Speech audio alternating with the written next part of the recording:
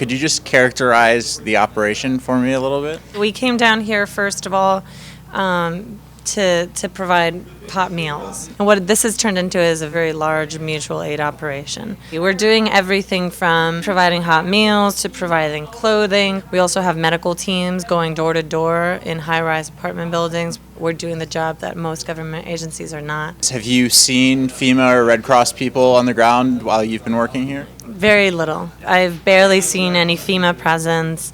I've barely seen any Red Cross presence. We've seen the National Guard on the NYPD since the first day, but all we've seen them do is really patrol. No one has gas, but the government is running around, driving around, stalling. Could you tell me if there's anybody out there who needs to reach out to you guys for aid? There's so much work to be done, and the Rockaways just needs everybody's, support. It's serious out here. The landscape is completely altered, in a lot of cases just maimed. A lot of this stuff that's going on looks a little disorganized, and shit can look kind of crazy, but everybody's just trying, and nobody's leaving. Everybody's sticking around and really dedicated to the relief process. This is a low-income area that was ravaged already by poverty. So when you have an area ravaged by chronic illnesses, and then you have a natural disaster that wipes out every resource they have, they're stranded. They're stranded in these buildings. No one's checking up on them. The Red Cross, FEMA, even Doctors Without Borders, they're not going out and canvassing. They're scared, they're cold, they're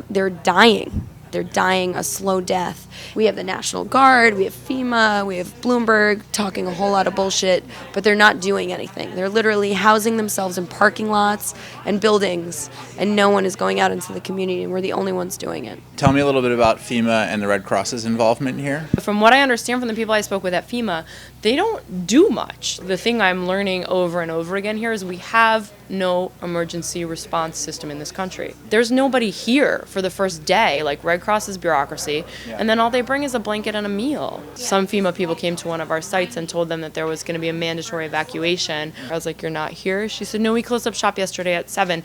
They told us to, quote, take the day off because of the storm." Wow. So I was like, I would just like to clarify, are you telling me that FEMA evacuated FEMA because of the storm but did not evacuate any of the residents of the Rockaways? And she said yes.